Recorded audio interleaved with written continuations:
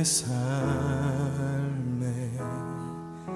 새 생명 허락하시 나 향한 주님의 은혜 놀라운 주님의 사랑. 예, 오늘 제목은 마지막 때에 온전히 승리하는 비밀이라는 제목을 가지고 중요하게 하나님의 음성을 함께 나누도록 하겠습니다.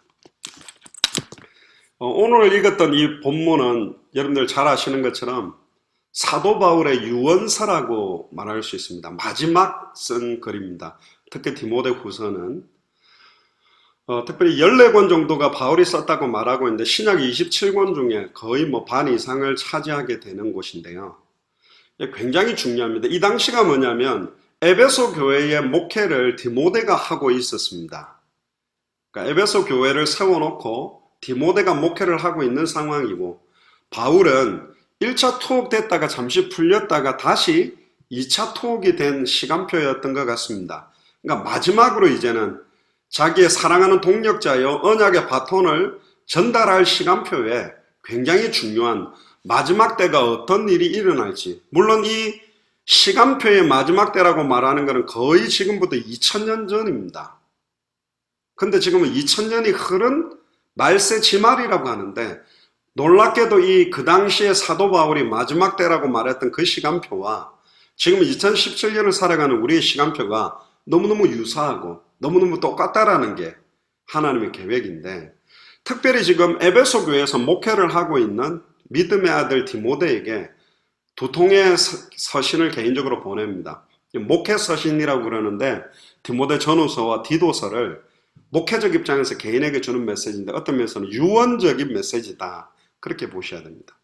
특히 이 사도 바울이 디모데후서 이 목회 서신을 쓸 시간표는 로마시의 대화재로 인해서, 이 화재도 여러 가지 학설이 있는데 네로 황제가 막 춥다고, 또 심지어 기독교인들을 박해하기 위해서 일부러 불을 질러라, 그렇게 해서 불을 질렀다라는 말도 있는데 로마 황제 네로가 가장 박해를 심하게 할 때 쓰여진 서신이 디모데후서입니다. 근데 놀랍게도 이런 어마어마한 핍박, 시험, 환란이 일어나니까 핍박을 견디지 못하고 고난을 참지 못하고 신앙을 저버리는 배교자들이 이때 굉장히 많이 일어나고 있었습니다. 그러니까 신앙을 포기해버린 거예요. 나는 예수를 그리스도라고 인정하지 않는다. 뭐가 예수님이 그리스도냐? 절대 아니다. 이런 배교자들이 너무 많이 일어나고, 그냥 초신자들이 배교를 한다면 별 문제가 없는데 거의 목회자급, 중직자급들이, 수많은 배교자들이 생겨나면서 굉장히 지금 처절한 상황에서 보는 게 디모데후서입니다. 특히 기독교가 여러 가지 진리가 변질되어져 가고 이단 사이비 적그리스도 영, 이단의 영, 거짓 선지자의 영이 교회 안에 어마어마하게 파고들어 버렸습니다. 여러분들 잘 아시다시피 고린도 교회나 또 특별히 빌립보 교회나 서신서를 보는 골로새 교인들에게 보내는 모든 교회마다 적그리스도 영, 이단의 영, 거짓 선지자의 영을 가진 자들이 완전히 교회를 이간시키고 분열시키는 어마어마한 시간표였습니다. 이때 예수님께서 사실은 마태복음 24장 어제 나누었던 말세 때 징조였던 그 현상 그대로가 일어나는 시간표에 지금 이 디모데후서 3장이 중요한 의미를 갖고 있습니다. 특히 마태복음 24장에 보니까 그때의 사람들이 너희를 환란에 넘겨 죽였으며 너희를 죽이리니 너희가 내 이름 때문에 모든 민족에게 미움을 받으리라.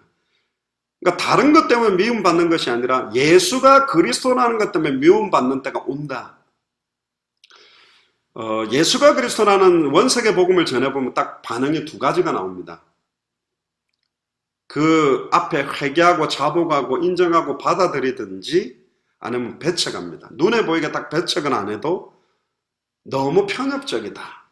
모든 종교는 똑같고 산으로 올라가는 길은 여러 가지인데 왜 예수만이 구원의 길이라고 말하냐? 기독교가 다른 종교에 비해서 너무 변질되고 썩어 있지 않냐? 이런 각도로. 또 굉장히 사역을 잘하던 현장을 뛰던 목회자들이 점점점 10,000명, 20,000명, 50,000명, 10만 명 이상의 큰 교회와 큰 단체를 끌게 되면 사회 저명 인사들과 같이 교류도 해야 되고 정치, 사회, 경제, 문화를 리드하는 사람들, 지도자들을 만나면 종교적 이야기는 편을 딱 갈라버리게 되고 빛과 어둠을 가르다 보니까 불교 신자나 타 종교인 지도자들을 아우르고 그들과 함께 해야 되는 메시지, 단순하게 기독교 교계만 그런 것이 아니라 대한민국 전체를 보며 세계 전체를 보는 지도자가 되어야 된다라고 생각을 하다 보니까 뭐 예전에 여의도 순복음교회 조영기 목사님도 저기 그 불교 대학교에 가가지고 뭐 불교 나름의 어떤 진리를 통해 구원받는 길이 있는 뉘앙스의 이야기를 함으로 지탄도 굉장히 많이 받게 되는데 왜 그렇게 했냐? 불교 대학 가서 불교 사람들에게 천하의 구원 얻을 다른 이름 없다. 원석 복음을 전하면 이거 뭐 상황이 이상하게 되니까 이런 시간표로 모든 것들을 수용하고 받아들이고 아우르면서 섞여버리게 돼요. 변질되게 돼요. 그런데 순수하게 대형교회지만 원석적 복음을 전하는 주의 종들도 있습니다. 지금 그런 종들이 일어나야 돼요. 절대로 귀신의 잔과 하나님의 잔을 겸하여 쓸 수 없고 어떻게 빛과 어둠이 함께 거합니까? 정확한 진리와 그 타 종교인들과 우상숭배자들을 복음받을 수 있도록 사랑으로 기다려주는 것과는 다른 거거든요. 근데 그들의 진리, 그들의 우상숭배, 그들의 죄악을 인정해주고 수용하는 건 틀린 것입니다. 근데 교회 안에 그걸 인정하는 사상까지 파고 들어와 버린 거예요. 그러면서 저희들처럼 원색적 복음을 전하면 큰 대형교회에 있는 목회자나 중직자들은 싫어합니다. 편협적으로.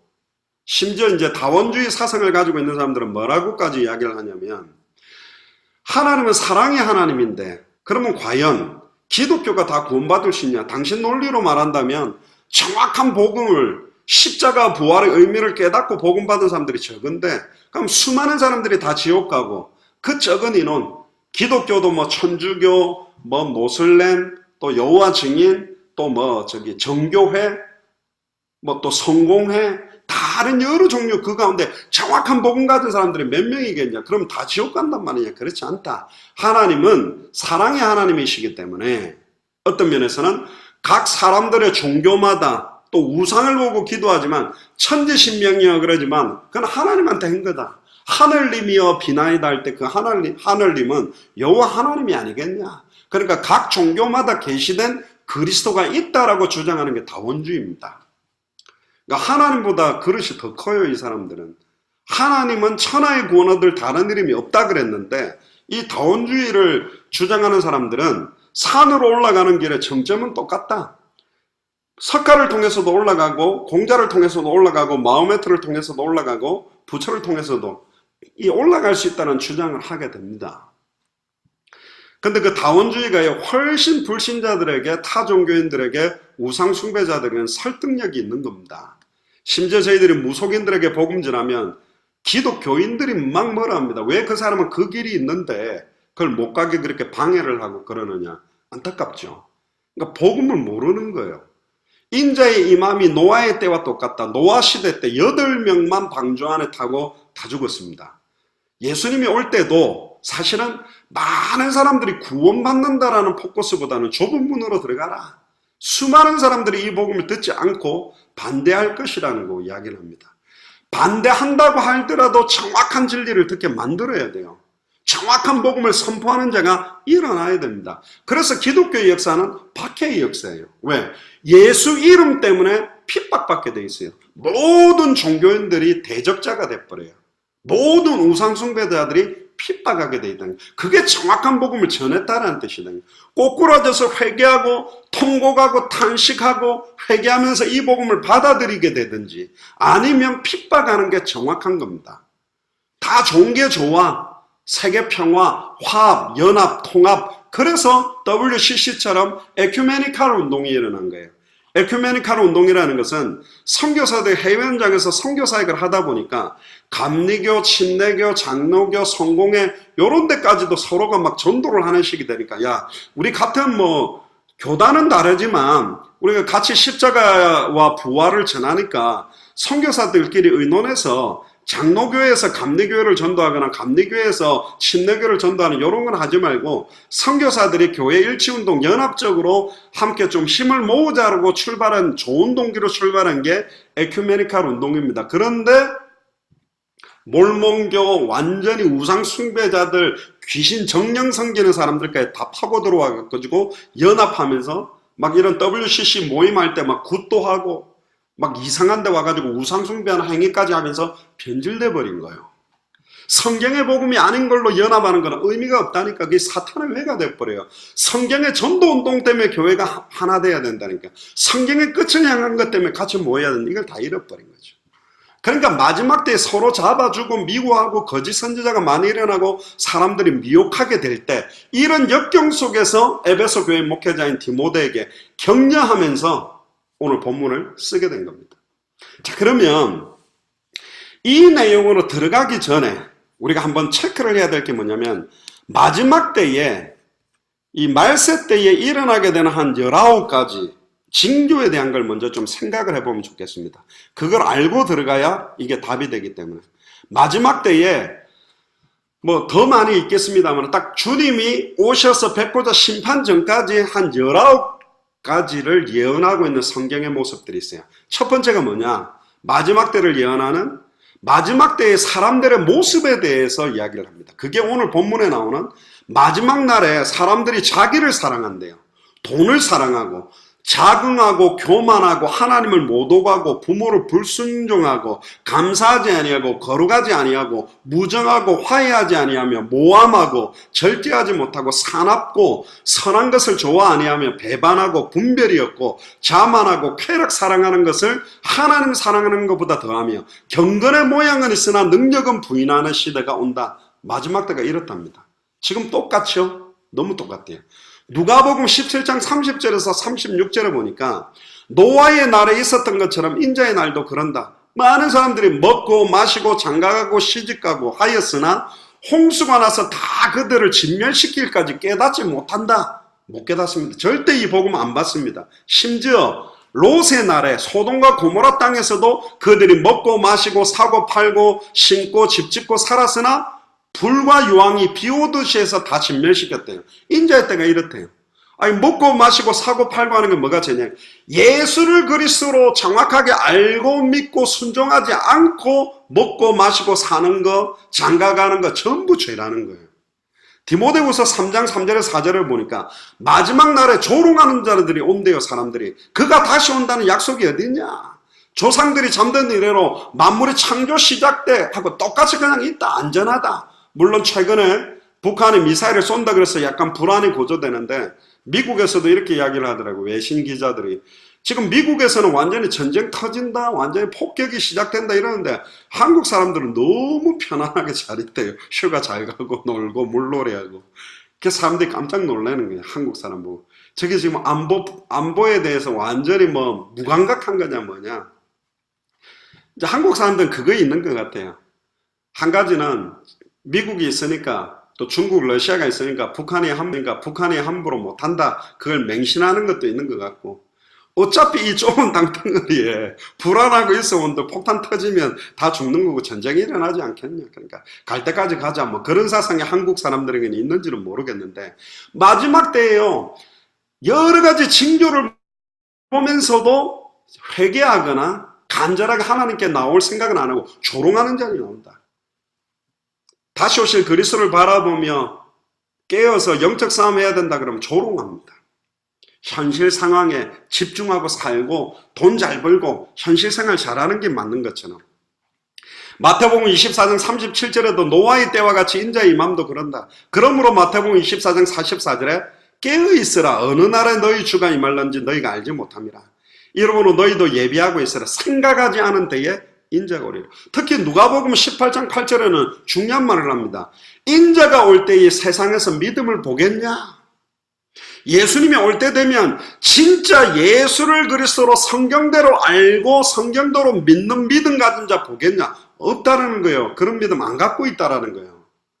그래서 좁은 문으로 들어가는 겁니다. 심지어 마태복음 24장 48절에서 51절에 보니까 악한 종 마음에 주인이 더디 오리라 해서 동무들을 때리고 술친구로 더불어 먹고 마시고, 근데 주인이 딱 이르러서 엄하게 때리고 완전히 징벌하게 되는 것들이 나오거든요. 마태복음 25장 5절에 근데 신랑이 더디 온대요. 마지막 때에. 온다 그랬는데 계속 안 오니까 안 온다. 심지어 요즘 자유주의 신학자들이나 천주교에서는 주님의 재림을 기다리는 게 뭐 올해가 마지막이다. 뭐 그렇게 이야기도 하는데 관심이 없는 겁니다. 자, 큰 두 번째. 말세 때 19가지 징조 중에 두 번째는 뭐냐면 말세 때 부자들에 대해서 경고하고 있는 부분이 있습니다. 야고보서 5장 1절에 6절에 보니까 들으라 부한자들아 너희에게 이 말 고생을 인하여 울고 통곡하라. 너희 재물은 썩었고 너희 옷은 좀 먹었으며 너희 금과 은은 녹이 슬었으니 이 녹이 너희에게 증거가 되며 불같이 너희 살을 먹으리라. 너희가 말세에 재물을 쌓았도다. 무조건 부자들이 멸망받는다는 의미가 아니에요. 하나님의 뜻과 소원, 먼저 그의 나라와 그의 의를 구하고 모든 족속 천하만민 땅끝에 복음 증거되는 이 일에 자기의 경제나 이걸 사용하는 각도가 아니라 이 땅에서의 성공, 말세 때 재물을 탐하고 재물의 모든 기대와 소망을 두는 부자들에 대한 경고를 말하는 겁니다. 세 번째가 뭐냐? 말세 때 징조, 거짓 교사와 거짓 선지자가 일어난다. 베드로후서 2장 1절에서 2절에 보면 민간에 또한 거짓 선지자들이 일어났나니 이와 같이 너희 중에 거짓 선생이 있으리나 저희는 멸망케 할 이단을 가만히 끌어들여 자기들을 사신 주를 부인하고 임박한 멸망을 스스로 취하는 자라. 여럿이 저희 호색하는 것을 조치리니 이로 인하여 진리의 도가 회방을 받을 것이다. 교회 안에 거짓 교사와 거짓 선지자들이 들어와서 다원주의 사상, 예수는 엘리야다, 신비운동이 더 중요한 것처럼, 예수가 세례요한이다, 인권운동이 더 중요한 것처럼, 예수가 예레미야다, 박애주의가 더 중요한 것처럼, 예수가 선지자 중에 하나다, 지식운동이 더 중요한 것처럼 예수가 그리스도는 원세계 복음을 희미하게 만들고 혼미케 만드는 일들이 말세 때 일어난다. 이걸 또 분별을 못해요. 너무나 많은 사람들이 예수가 그리스도는 그 말 갖고 하면 되느냐, 삶으로 보여줘야지, 삶으로 실천해야 되지, 그러면서 박애주의적인 부분에 매료되는 사람들이 많습니다. 박애주의는 박애적으로 그들을 위로하는 건 중요하지만 성전 미문에 앉아있는 사람에게 동전만 주는 거, 겉옷만 주는 거, 업어다 주는 것만 가지고는 운명저주에서 빠져나오지를 못해요. 우리가 그들을 돕는 이유는 예수가 그리스도라는 영원한 생명을 전달하기 위해. 영원한 생명은 전달 안 하고 박애주의적인 걸 한다? 그러면 더 망하게 만들어버립니다. 그걸 분별하지 못하는 거예요. 예수는 그랬어요. 예수 그리스도 그거 하면 뭐해? 병이 나야지, 귀신이 떠나가야지. 신비운동적인 질병만 낫고 귀신만 떠나가는 게 중요하다고 몰리는 사상들.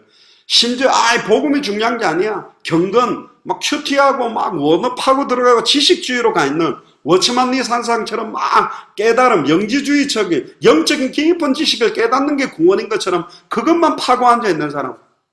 막 무슨 강의, 무슨 집회, 무슨 메시지 막 지식적 갈구만 하고 있어요. 믿음의 결국은 지식적 갈구가 아닙니다. 영혼의 구원을 받고 성경을 주신 목적은 많이 읽고 많이 쓰고 많이 외우는 것만 하라는 게 아닙니다. 많이 읽다 보면, 많이 쓰다 보면, 많이 외우다 보면 진짜 예수가 그리스도구나, 예수께서 그리스도심을 믿게 하고 그 이름 힘입어 생명운동, 말씀운동, 제자운동 하는데 나아가게 돼 있는데 딱 지식적 갈구, 아예 지적인 것만 열어놓고 노트 들고 이런 말씀인가 깨닫는 것만 채워서 아멘하고 있어요. 또 어떤 사람은 지식도 필요 없어. 감정적으로 예수님의 사랑, 예수님의 그 은혜 주세요, 막 눈물을 흘리면서 그 은혜로만 머물려고 하는 사람. 어떤 사람은 또 정확하게 알지도 못하고 믿지도 않으면서 막 실천한다고, 충성봉사한다고, 교회 건축하고 일만은 틀렸습니다. 정확하게 지를 가지고 알고, 정을 가지고 정확하게 믿고, 의를 가지고 행동하는 거예요. 성경대로 알고 믿고 순종하는 것이 정확한 믿음인데 이게 지금 변질되어 버린 거예요. 마지막 때에. 그러니까 디모데전서 4장 1절에도 보면 미혹해하는 영과 귀신의 가르침을 조철이라 믿음을 떠나는 일들이 마지막에 일어난다. 그래서 분별해야 됩니다. 특히 마지막 때 일어나는 큰 네 번째로는 난리의 소문과 전쟁과 기근과 전염병이 일어난대요. 마태복음 24장 6절에 난리와 난리의 소문을 듣겠으나 너희는 삼가 두려워 말라. 이런 일은 있어야 돼. 아직 끝이 아니다. 지금 난리 났다고 지금 미국에도 보면 홍수나고 전에 막 쓰나미, 계속 전염병, 기근. 누가복음 21장 10절에도 민족이 나라가 나라를 대적하고 처치에서 기근, 큰 지진, 온역, 전염병이 일어나고 무서운 일과 하늘로부터 큰 징조도 일어난다. 특히 큰 다섯 번째로 마지막 때에 뭐가 일어나? 배도가 일어납니다. 데살로니가후서 2장 1절에 보니까 형제들아 우리가 너희에게 구하는 것은 우리 주 예수 그리스도의 강림하심과 우리가 그 앞에 모임을 하는 것이니 혹 영으로나 혹 말로나 혹 우리에게 받았다는 편지로나 주의 날이 이르렀다고 쉬 동심하거나 두려워하지 아니할 그것이라. 누가 아무렇게 하여도 너희가 미혹받지 말라. 먼저 배도한 일이 있고 저 불법의 사람 곧 멸망의 아들이 나타나기 전에는 이르지 아니하리니 그러나 인자가 올 때 세상에서 믿음 보겠냐. 데살로니가후서 2장 3절에 보니까 배도하는 일이 일어날 것이다. 배도라는 말은 십자가의 도를 부인하는 거예요. 단번에 영혼이 하나님 만난다라는 복음, 단번에 영혼이 죄와 저주에서 해방된다는 복음, 단번에 영혼이 사단의 권세를 깨뜨리고 승리한다라는 십자가의 도, 예수가 그리스도라는 것 자체를 인정하지 않고 거부하는 일들이 일어난다. 지금 수많은 교회 강단들, 수많은 교회 목회자들, 성도들이 원색적 복음을 비방하는 사람들도 어마어마하게 많습니다. 지금 자유주의로 흘러가면 심지어 수많은 신학교에서는 66권이 하나님의 말씀 아니다. 뭐 신화적 요소가 너무 많다. 그리고 많은 종교의 법전 중에 하나라고 말하고 다른 종교에도 구원이 있다고 주장하고 미국의 크리스찬들을 파악을 했습니다. 다른 종교에도 구원이 있다고 믿냐? 그래서 믿는다고 하는 사람들이 거의 90%가 넘어가고 다른 종교도 구원이 있다고 생각하는 크리스찬들이 어떻게 하면 구원받느냐? 진실하고 착하게 믿음을 가져야 된다. 복음이 아니에요. 진실하고 착하면 된다는 거예요. 과연 그들이 구원받는 믿음일까요? 타 종교에도 구원이 있다. 다른 종교도 구원이 있다. 예수를 믿어도 구원받고 다른 종교를 믿어도 구원받는다라고 한 게 정확한 복음을 받은 건가요? 그렇게 따지면 전 세계 크리스찬 중에 정확한 복음을 성경대로 알고 믿고 순종하며 증거하는 사람 수는 정말로 작습니다. 정말로. 여러분들 주변에 있는 사람들에게 정확하게 복음을 전해보면 한 번도 못 들었다, 처음 들었다는 사람들이 너무 많죠. 그리스도라는 단어 의미도 모르는, 예수 믿는다라는 말보다 예수님을 나의 그리스도로 믿는다는 말이 더 정확한 성경의 내용이거든요. 여섯 번째입니다. 마지막 때에 이스라엘과 관계된 시간표가 일어난다고 되어 있어요. 누가복음 21장 24절에 보니까 예루살렘은 이방인의 때가 차기까지 이방인들에게 밟히리라. 특히 누가복음 21장 29절에 보면 무화과 나무와 모든 나무를 보라. 싹이 나면 너희가 보고 여름이 가까운 줄 자연히 아는 것처럼 너희가 이런 일들이 일어나는 거 보면 하나님의 나라가 가까이 왔다. 그러면서 21장 32절에 이 세대가 지나가기 전에 모든 일이 다 이루리라. 그래서 우리는 당대라는 단어를 쓰는데 이스라엘은 2000년 동안 나라가 없이 방황하다가 1948년 5월 15일에 하나의 독립국가로 지금 이스라엘이 세워져 있습니다. 그러니까 이스라엘과 관계돼서 많은 일들이 일어나는데 이스라엘 안에 사는 사람들이 약 650만 명, 그리고 이스라엘 바깥으로 흩어져 있는 이스라엘 백성이 약 1200만 명, 그러니까 약 2000만 명 조금 안 되는데 이스라엘로 귀환하자는 운동을 많이 벌려왔어요. 그게 1980년부터 계속 진행이 됐는데 왜 이스라엘로 귀환하자는 운동을 하느냐? 그게 마지막 때 일곱 번째 제3성전을 건립하자, 그런 주장이 일어납니다. 이 제3성전을 건립하자는 것이 마지막 때의 3차 대전을 일으키는 핵탄두와 같은 내강과 같은 큰 위험성이 있다 하기 때문에 이스라엘과 관련되어 있는데 이사야 2장 2절에서 3절에도 보면 말이래 여호와의 전에 산이 모든 산 꼭대기에 굳게 설 것이요 모든 작은 산 위에 뛰어나리니 만방이 그리로 모여들 것이라. 그래서 만방이 그리로 몰려오는 여호와의 전에 산 꼭대기에 하나님의 성전을 회복하면 메시아가 오실 거라는 믿음이 유대인들에게 깔려 있어서, 그래서 지금 세 번째 성전을 건립하기 위해서 모든 장막도 뭐 성막, 언약궤 막 그걸 지금 다 만들고 있다는 이야기들이 예전부터 지금 거의 다 준비를 하고 있습니다. 그런데 현재 예루살렘 성전이 있었던 그 자리에는 황금돔, 거기서 마호멧이 또 그 자리에서 하늘로 승천했다고 주장하면서 황금돔 사원이 거기 있거든요. 과연 그게 헐고 유대인들의 예루살렘 성전을 다시 복원할 수 있냐? 불가능합니다. 말이 안 되는 거예요. 그건 전쟁을 해가지고 완전히 모슬렘 국가를 쓸어버려야지 할 수 있는 거거든. 과연 가능할까요? 솔로몬 성전은 바벨론에 의해서 무너졌고 헤롯 성전은 로마에 의해서 AD 70년에 무너졌습니다. 현재 지금 없어요. 그래서 통곡의 벽, 예루살렘 성전 벽이 무너져 있는 그 기둥에 가서 막 유대인들이 정통 유대인들이 까만 양복에 까만 넥타이에 까만 모자 쓰고 막 통곡하는 이유가 뭐냐? 빨리 제3성전이 지어지기를 원합니다. 근데 요한복음 2장 13절에서 22절에 보면 예수님이 뭐라 그러냐면 이 성전을 헐라 내가 사흘 동안 이르리라. 이렇게 세우겠다. 유대인들이 이랬죠. 이 성전은 46년 동안에 지었는데 네가 3일 동안에 일으키겠냐. 그리고 심지어 예수님이 돌 위에 돌 하나 남지 아니하리라. 예수님의 예언대로 나누면 절대로 성전은 복원되지 않습니다. 근데 유대인들은 성전이 복원되어져야만 모든 열방이 그리로 모인다고 되어 있거든요. 근데 이미 성전은 복원이 됐어요. 온전한 성전이 누구냐? 예수 그리스도 자신의 몸입니다. 정령 죽었다가 3일 만에 부활하심으로 온전한 성전의 머리 되시는 예수님의 몸, 즉 예수를 그리스도로 믿는 복음이 시온에서 이제 흘러나와서 모든 족속 천하 만민 땅끝에 증거되는 영적인 부분의 의미로서 예수님이 선언한 거예요. 건물이 필요하지 않습니다. 고린도전서 3장 16절에 너희가 하나님의 성전인 것과 우리의 몸이 성전이거든. 예수를 그리스도로 믿는 자가 모이는 게 교회고 성전이에요. 지금 이걸 유대인들은 잃어버린 거예요. 그러니까 지금 성전을 짓겠다고 합니다. 아직도 메시아를 기다리고 있습니다. 안타깝죠. 그리고 8번째 말세 때 징조가 뭐냐? 이스라엘과 온 세상에 복음이 증거될 것이다 라고 마지막 때 이야기를 합니다. 마태복음 10장 23절에 이 동네에서 너희를 밖에 하거든 저 동네로 피하라. 내가 진실로 너희에게 이르노니 이스라엘의 모든 동네를 다 다니지 못하여 인자가 오리라. 이스라엘은 강원도보다 조금 작은 정도의 땅입니다. 근데 그거 다 돌기도 전에 온다. 시급성도 이야기하셨고요.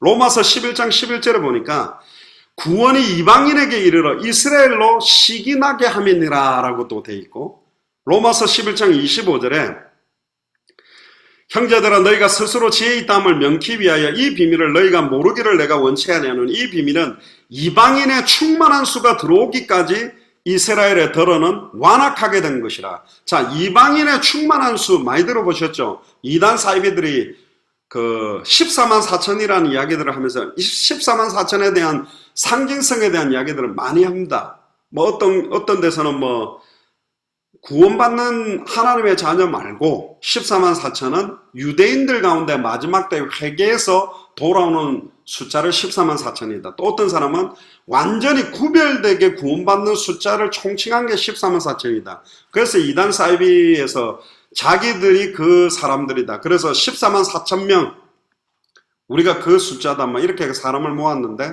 그 단체가 지금은 14만 명을 넘어서 막 더 넘어가는 이 말도 안 되는 주장들을 하고 있는데, 그 14만 4천 명에 대한 영적인 의미들을 가지고 사실은 이방인들의 충만한 수가 들어온다. 유대인들이 또 회개하고 돌아온다. 여러 가지 주장을 합니다.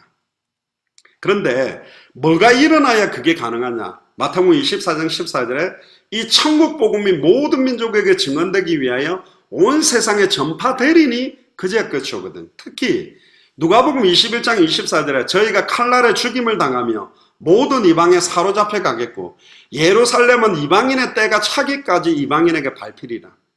그러니까 이방인의 때, 이방인의 충만한 숫자, 이게 뭐냐? 이거는 이제 계시록을 해석하거나 여러 주석에도 다양한 이야기들을 하고 있습니다. 그 14만 4천 그 의미, 또 이방인의 충만한 수, 이걸 몇 명이냐 딥입하고 여기에 집중하는 것보다 더 중요한 것은 200개의 나라와 2000개가 넘는 미전도 부족 국가에 정확한 성경의 복음이 전달되는 데 집중을 해야 돼요. 많은 사람들은 요거 계산하는 데 집중하고 있습니다. 계산을 해봤다고 해도 이 복음이 증거되지 않으면 아무런 관계가 없어요. 저는 개인적으로 성경의 복음 각도로 볼 때 14만 4천 명은 딱 사람 숫자로 확정한 숫자는 아닙니다.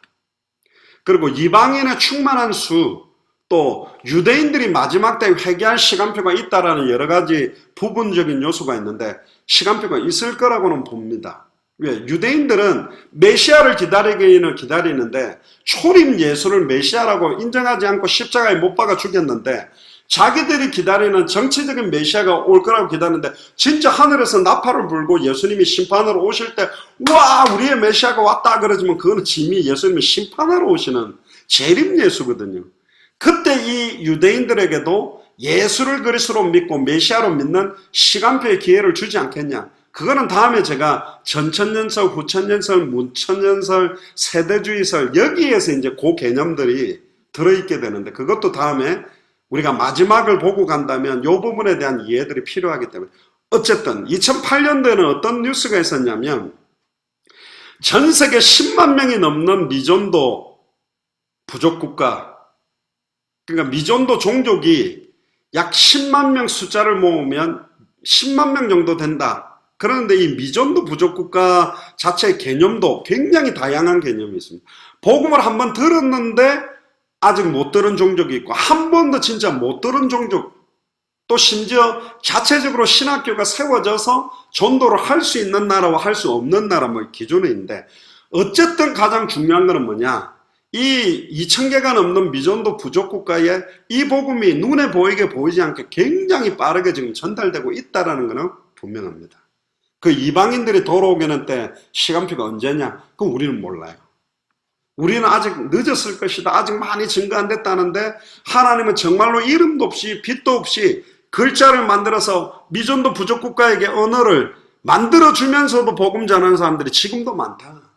그러니까 우리는 늦었다. 아직 안 될 거다 하지만 이미 어마어마하게 많이 전달됐을 수도 있다. 특히 2008년도 7월에 보면 1974년 랄프 원터라는 박사가 있는데 미전도 종족 선교를 주장한 사람이 랄프 원터라는 박사가 1974년에 주장했는데 전 세계 10만 명이 넘는 미전도 639개 종족 가운데 사역자가 없는 지역은 230개밖에 남지 않았다. 그러니까 2008년도 1974년에 그 미전도 선교를 시작해서 2008년도쯤에 주장한 게 뭐냐면 한 230개 종족만 남았다. 복음이라는 게 한 번도 안 들어간 종족은. 그렇게 주장했으니까 벌써 한 10년이 또 넘었죠. 그러니까 우리 생각보다 빠르게 여러 방식으로 전달되고 있다. 그러나 우리는 정확한 예수가 그리스도라는 복음이 전달되고 있냐라는 각도에서 한 번 더 생각을 해봐야 된다. 그래서 이 미전도 부족국가까지 빨리 가서 그러니까 우리가 저번에 랄루이까지 갔잖아요. 6시간 비행기를 타고 미얀마 양곤에 거기서 도로로 10시간, 산길로 20시간 간 곳이 마토피인데 그 사람들도 예수가 그리스도라는 의미를 처음 들었다 그러고 거기서 다시 산길로 4시간을 가서 1시간 오토바이를 타고 들어간 그 랄루이라는 지역도 딱 400명만 사는 지역인데 7개 교당 교회가 있는데 교회 건물은 없고 그들에게도 예수가 그리스도라는 의미를 전하니까 처음 들었다고 그래요. 안타깝죠. 그러니까 지금 빨리 시급하다는 거죠. 마지막 징조 9번째 보면 이렇게 설명하니까 너무 오래 걸리는데요. 좀 핵심적인 것만 전하겠습니다. 하늘의 징조와 천재지변이 일어난다.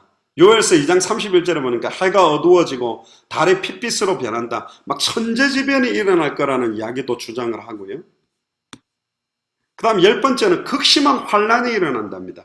그래서 마지막 때가 가면 우리가 막 예수 사랑교회가 막 성장이 돼서 화해 모드로 수많은 막 200개 나라마다 목사님들이 일어나서 막 비행기를 타고 날라 들어가서 막 멋있게 선교를 하는 게 아니라 극심한 환란이 옵니다. 정확한 복음이 증거되기 시작하면 모든 사람들이 일어나서 핍박하고 공격하는 시간표가 온다. 그리고 11번째는 세계 단일 정부, 세계 정부가 일어나서 어마어마한 영향력, 적그리스도들이 일어나서 영향을 줄 거다.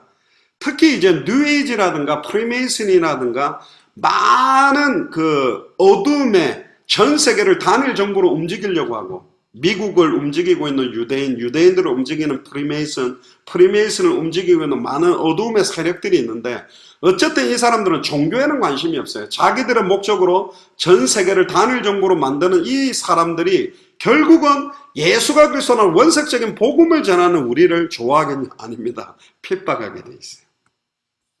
12번째는 여러분들이 많이 계시록에 많이 나오는 짐승이 등장하고 짐승에게 경배하게 되는 이 짐승이 뭐냐? 결국은 하나님보다 더 사랑하는 것, 예수 그리스도 외에 경배하고 따르게 되는 모든 것들, 돈을 포함해서 모든 우상과 종교들, 그거 자체를 사랑하는 시대가 어마어마하게 온다. 그리고 13번째는 또 여러분들이 많이 들어봤겠죠?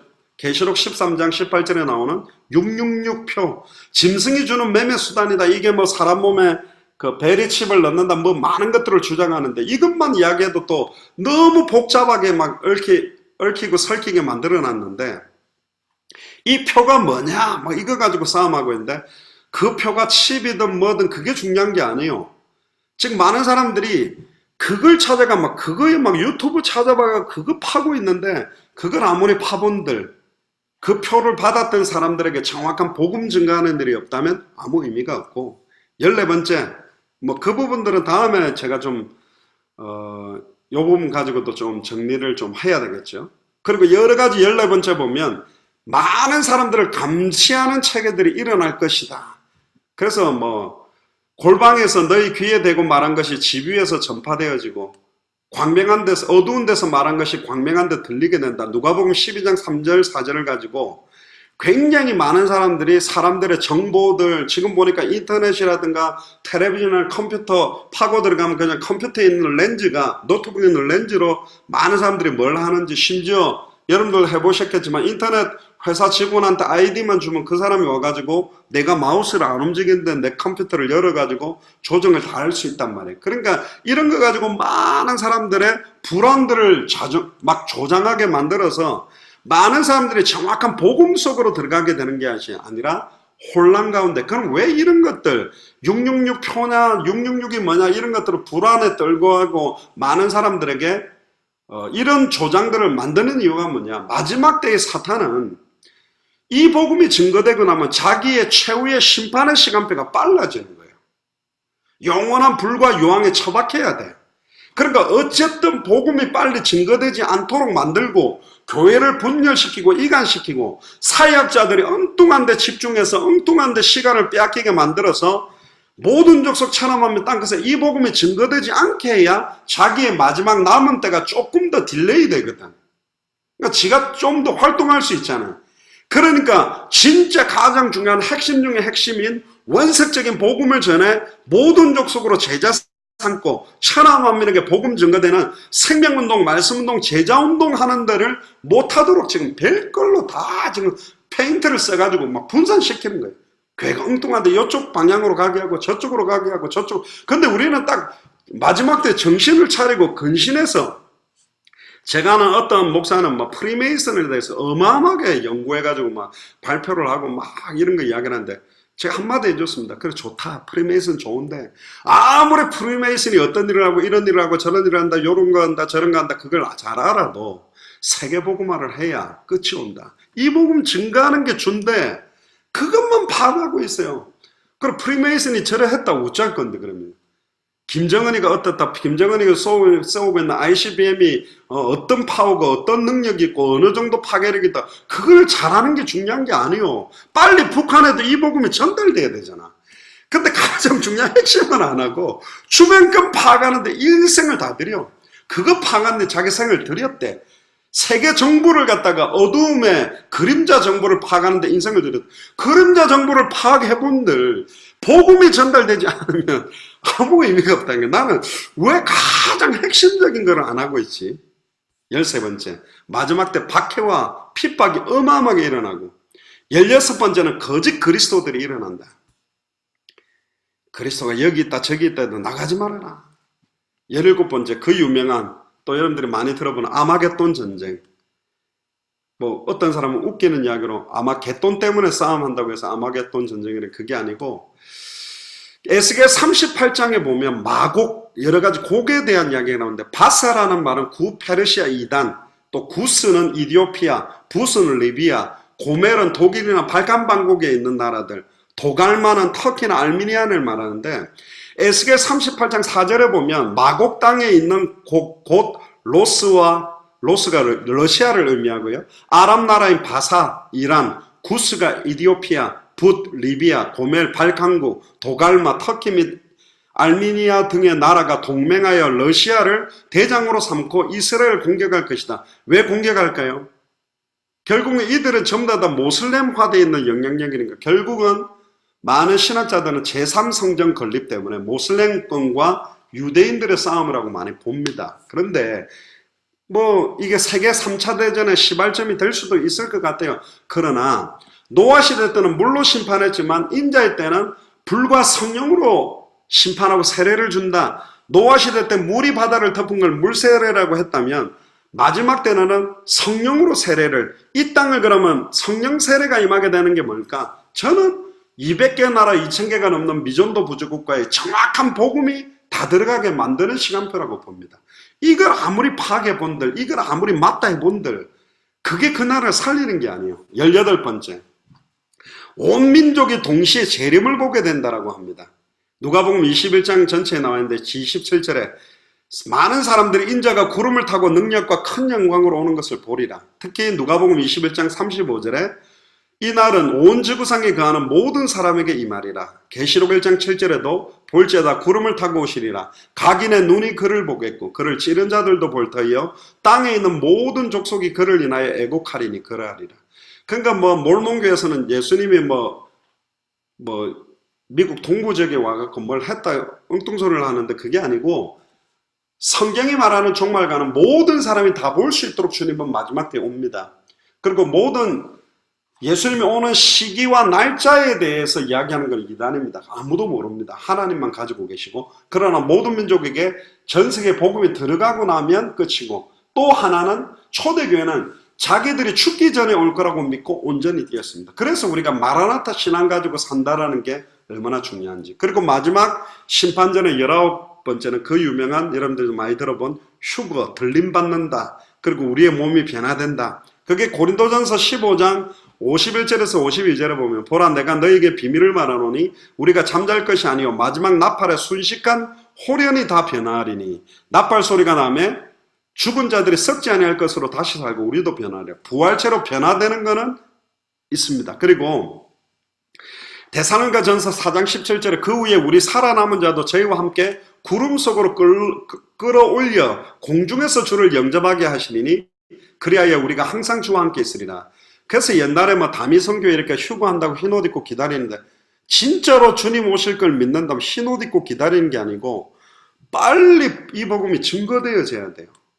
그 날짜 계산하고 있는 거야. 날짜 계산, 폭탄이 언제 터질지 계산하지 말고 빨리 피할 수 있도록 살리는 길을 택해야 될 거 아니에요. 복음 전한 건 안 하고 폭탄이 몇 초 만에 터질까? 1초, 2초. 계산 잘해가 빵 터질 때 죽으면 의미가 폭탄 터지면 빨리 옆 사람들은 살 수 있도록 영원한 생명의 복음 들을 수도 빨리 전해줘야지. 너무 바보 같은 이야기를 했어요. 요런 19가지 정도가 말세 때 일어나는 걸 놓고 오늘 다시 디모데 후서 3장으로 오게 되면 중요한 내용들을 조금 확인을 해봐야 되겠습니다. 결국은 이 마지막 때에 이기는 비밀은 간단하다고 이야기합니다. 본문 디모데후서 3장 14절에 너희는 배우고 확신한 일에 거해라. 예수를 그리스도로 배우고 예수를 그리스도로 확신한 일 속에 거하고 있으면 마지막 때를 온전히 승리한다라는 주장을 이야기를 합니다.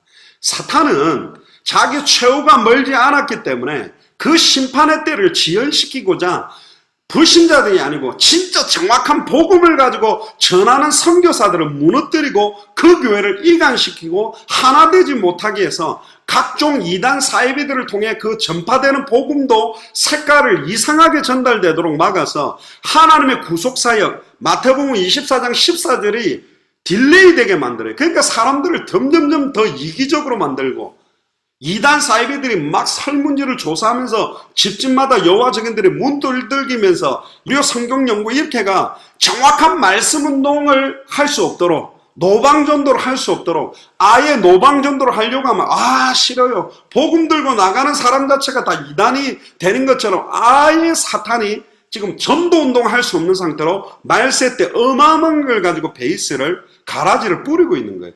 그걸 분별하는 자들이 필요하다. 근데 말세 때 경건하게 살고자 하는 자는 박해를 받게 돼 있어요.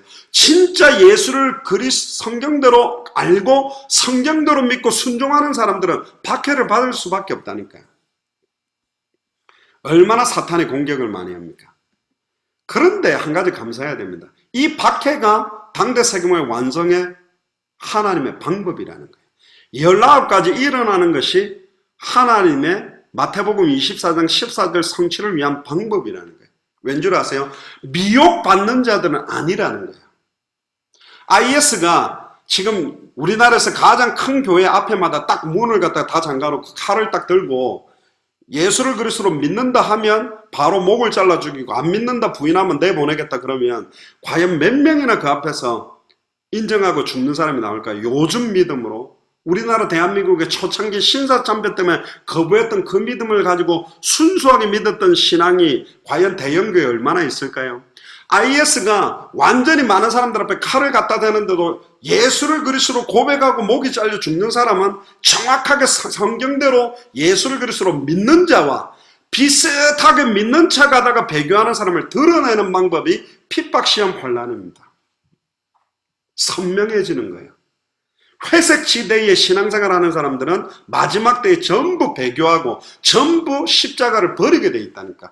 진짜 예수 그리스도로 성경대로 알고 믿고 순종하는 보석처럼 빛나는 믿음을 가진 자들을 추려내는 방법도 사탄의 미혹과 핍박과 진짜로 하나님이 사도행전 13장 48절에 영생주기로 작정된 자들은 어떠한 핍박시험 환난도 통과해내게 돼 있고 미혹을 받아도 흔들리지 않게 돼 있고 보석처럼 빛나는 믿음으로 서 있게 된다. 환난은 인내를, 인내는 연단을, 연단은 소망을 이루는 그 참된 소망을 가진 자들을 선별하는 방법이다. 쭉정이의 알곡을 갖다가 키를 가지고 흔들면 막 흔들리기 때문에 괴로운 것 같아요.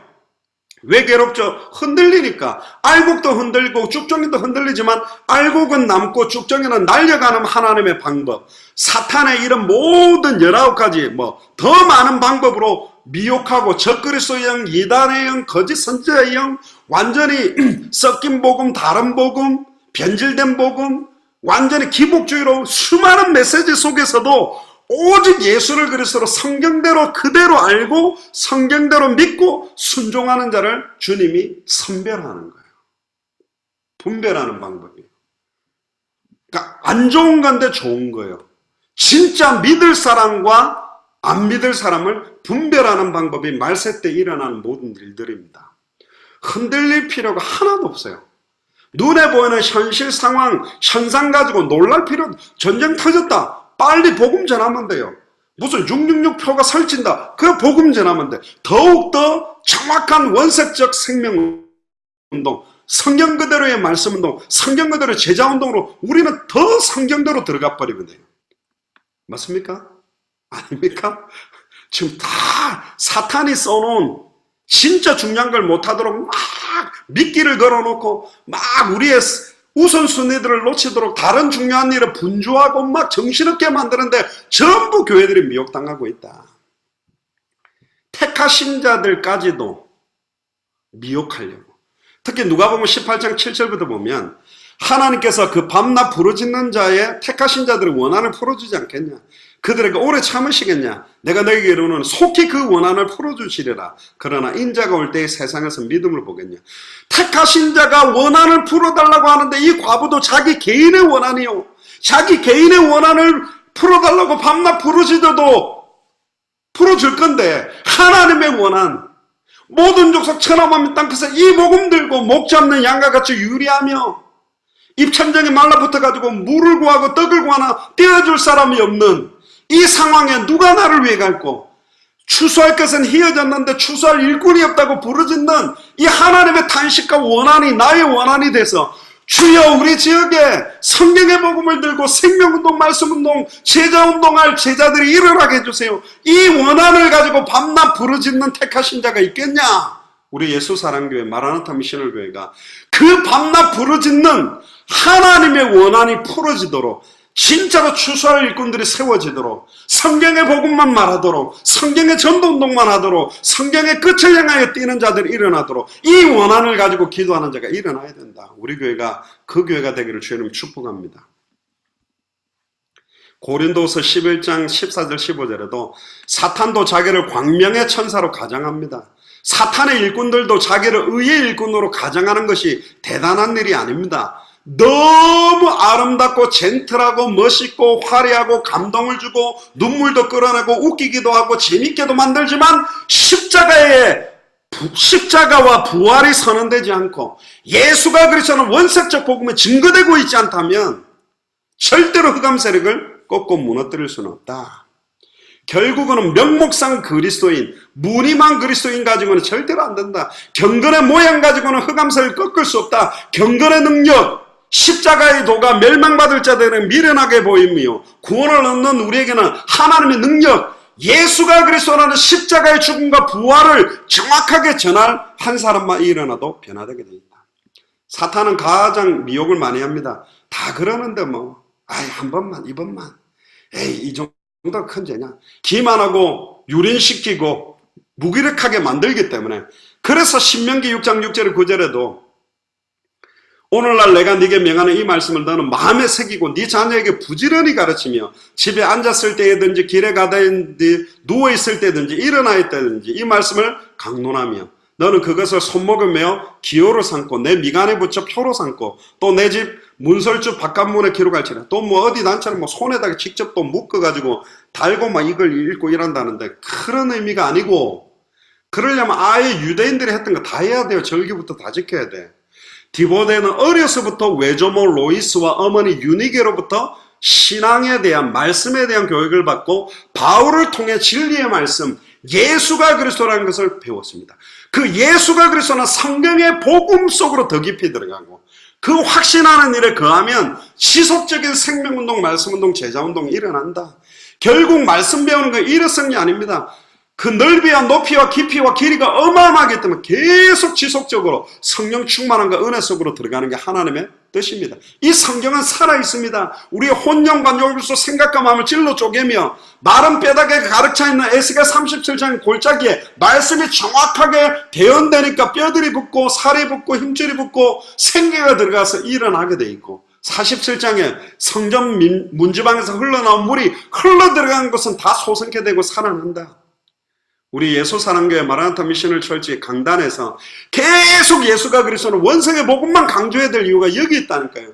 다른 물을 먹을 수가 없어요. 바닷물을 먹으면 갈급함만 더해진다니까.